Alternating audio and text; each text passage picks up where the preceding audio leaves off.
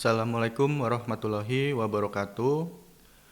Perkenalkan, nama saya Tripanji Aryawardana ya. Gelar saya SH MKN ya. Kebetulan saya berlatar belakang sebagai notaris ya di Kabupaten Tasikmalaya. Terima kasih atas kesempatannya. Saya di sini sebagai dosen ya, dosen pengampu mata kuliah administrasi pertanahan sebagai dosen praktisi ya, praktisi dalam bidang tentunya bidang pertanahan ya. Akan saya sampaikan ya mata kuliah yaitu mengenai pengantar hukum agraria ya. Berbicara administrasi pertanahan, tentu kita ini tidak akan bisa lepas ya dari yang namanya itu hukum agraria ya. Jadi hukum agraria ini secara sejarah singkatnya di Indonesia mengalami dualisme hukum tanah ya pada saat itu. Sebagaimana kita ketahui bahwa Indonesia ini secara sejarah ya pernah dijajah oleh bangsa Hindia Belanda ya oleh Belanda pada saat itu yang membawa hukum dari Belanda itu diterapkan untuk di Indonesia. Sehingga pasca kemerdekaan pada saat itu terjadilah adanya dualisme hukum tanah ya, di mana untuk rakyat pribumi atau rakyat asli Indonesia pada saat itu mereka itu menggunakan hukum tanah secara adat ya, hukum tanah adat. Sedangkan karena pada saat itu penjajah ya masuk membawa produk hukum, dan pada saat itu ada juga yang disebut namanya hukum tanah barat ya. Hukum tanah barat ini berlaku bagi orang-orang barat ya, bagi orang Eropa ya. Nah, dengan adanya dualisme ya, dualisme hukum ini di mana tadi ya hukum tanah adat saat itu mengenal yang ada yang namanya hak milik ya, hak milik yang memperhatikan hak ulayat ya, dan juga adanya hak komunal ya, hak bersama masyarakat. Nah, sedangkan hukum barat ya yang dibawa oleh bangsa Eropa tadi itu dia berupa KUHP ya, Kitab Undang-Undang Hukum Perdata ya.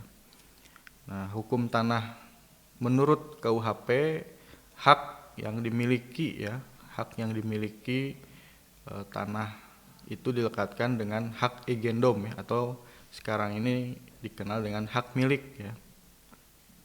Dan juga ada hak obstal atau hak erpah ya. Kalau yang kita kenal saat ini itu adalah hak guna usaha ya. Nah, dengan adanya dualisme hukum ini ya, pada pasca kemerdekaan ini menjadikan atau mengakibatkan ketidakpastian hukum tanah ya di Indonesia, di mana ada dua hukum, tadi hukum barat dan hukum adat ya, yang dapat digunakan dalam hal pertanahan ya.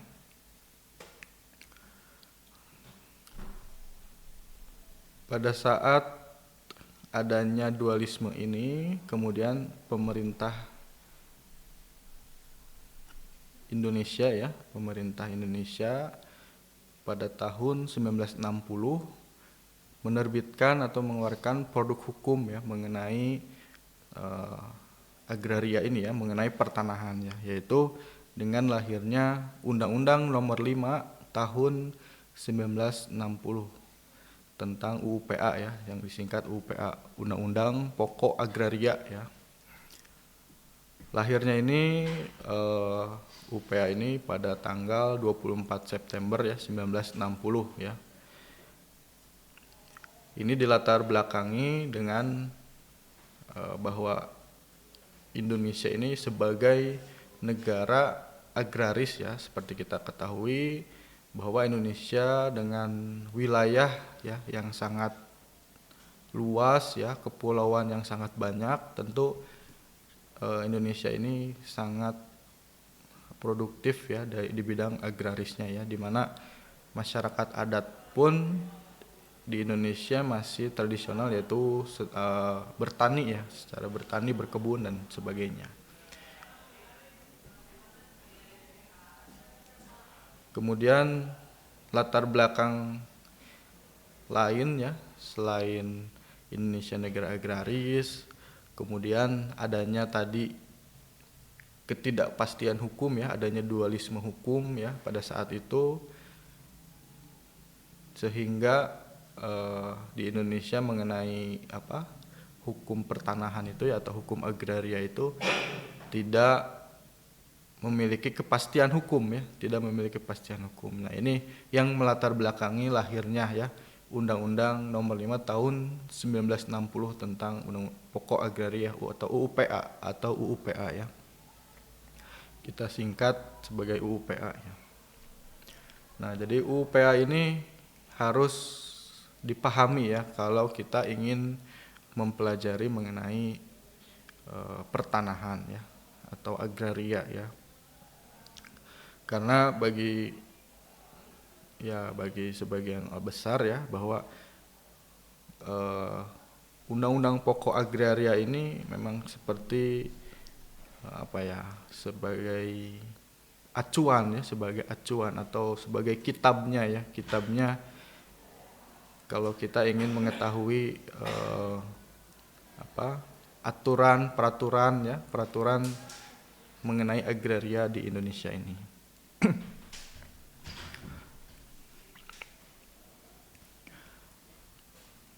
Berbicara agraria ya, agraria itu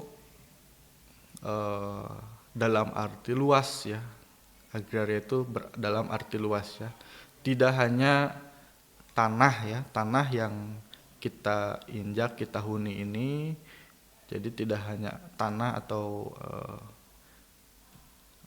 bumi ya yang kita injak ini yang diatur dalam Undang-Undang Pokok Agraria. Kita lihat di pasal 1 ayat 2-nya ya, Undang-Undang Pokok Agraria menyebutkan bahwa yang dimaksud dengan agraria itu adalah seluruh bumi ya, bumi, air, dan ruang angkasa termasuk kekayaan alam yang terkandung di dalamnya ya.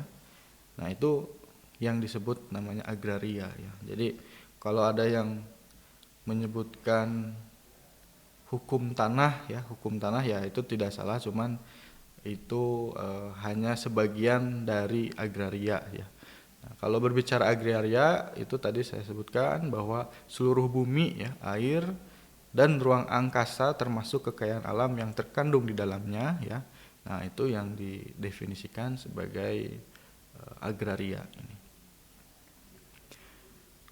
Nah, jadi pasal 1 ya ayat 2 dalam Undang-Undang Pokok Agraria ini mengambil dari atau dasarnya ya, dasar norma ini dari Undang-Undang Dasar ya, Undang-Undang Dasar 1945 yaitu pasal 33 yang berisi atau yang berbunyi ya bahwa seluruh bumi, air, dan ruang angkasa termasuk kekayaan alam yang terkandung di dalamnya dalam wilayah Indonesia sebagai karunia Tuhan ya, yang digunakan sebesar-besarnya untuk kemakmuran rakyatnya. Nah, jadi amanat Undang-Undang Dasar tadi dituangkan ya kepada ke Undang-Undang 5 ya, Undang-Undang 5 tahun 1960 tadi bahwa kekayaan alam yang terkandung di dalam di negara Indonesia ini tujuannya itu digunakan untuk sebesar-besarnya untuk kemakmuran rakyat ya.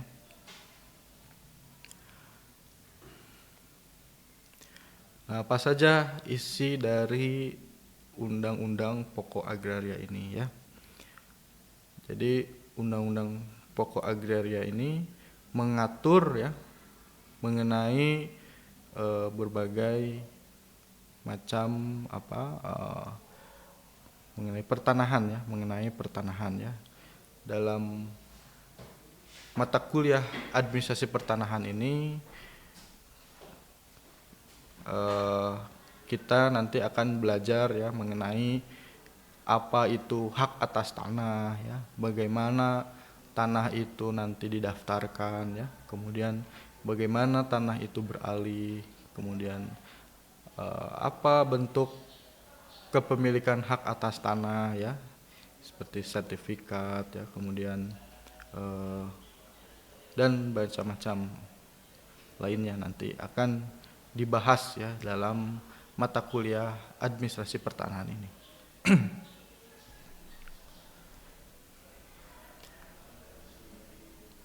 Ada asas ya, asas yang sangat krusial ya, sangat penting ya dalam Undang-Undang Pokok Agraria ini, yaitu di mana ada asas nasionalitas ya, asas komunal religius, ada asas kebangsaan, ada asas kekuasaan negara, ada asas kemanfaatan ya. Kemudian ada asas desentralisasi dan asas distribusi kewenangan ya. Dari asas-asas ya yang diatur dalam Undang-Undang Pokok Agraria ini memiliki arti atau memiliki makna yang sangat penting ya dalam pengaturan tanah ya atau pengaturan agraria di Indonesia ini ya. Seperti asas nasionalitas ya, saya berikan contoh di sini bahwa asas nasionalitas ini hukum agraria ini masih mengakui adanya hak ulayat ya, atau hukum adat ya, di mana masyarakat adat yang masih eksis ya, tanahnya itu masih dilindungi ya oleh hukum ya, oleh hukum agraria ini.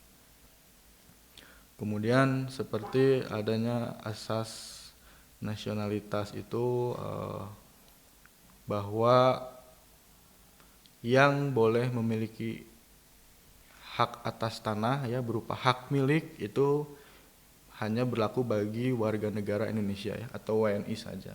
Ini artinya Undang-Undang Pokok Agraria ini sangat melindungi ya hak bangsa Indonesia dalam kepemilikan tanah ya di Indonesia ini ya.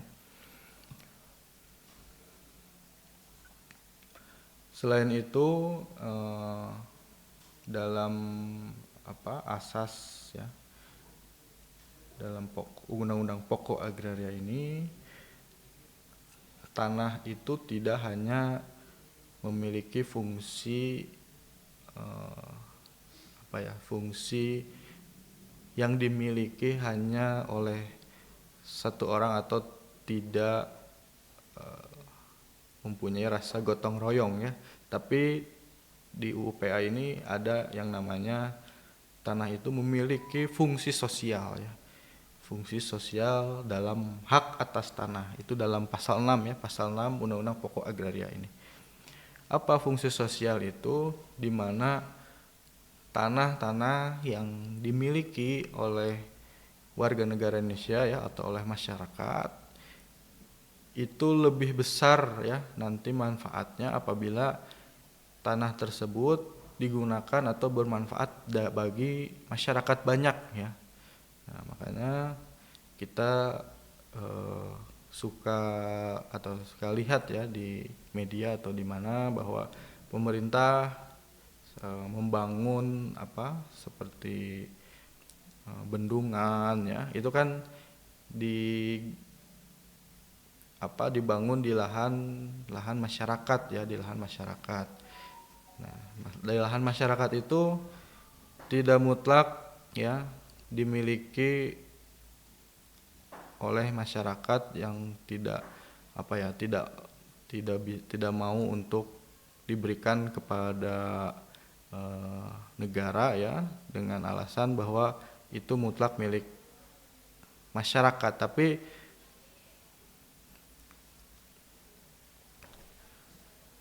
tapi bisa digunakan untuk kepentingan umum ya. Jadi makanya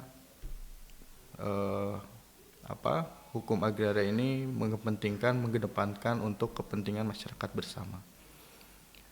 Mungkin itu saja ya sebagai pengantar ya mengenai hukum agraria ini yang nanti akan lebih mendalam ya dalam mata kuliah administrasi pertanahan ya, bagaimana proses-proses pengadministrasian, kemudian perolehan hak atas tanah dan lain-lainnya yang akan dibahas di materi-materi berikutnya ya. Sekian dari saya mengenai materi ini ya. Terima kasih. Mohon maaf apabila ada kesalahan kata-kata. Saya tutup dengan wassalamualaikum warahmatullahi wabarakatuh.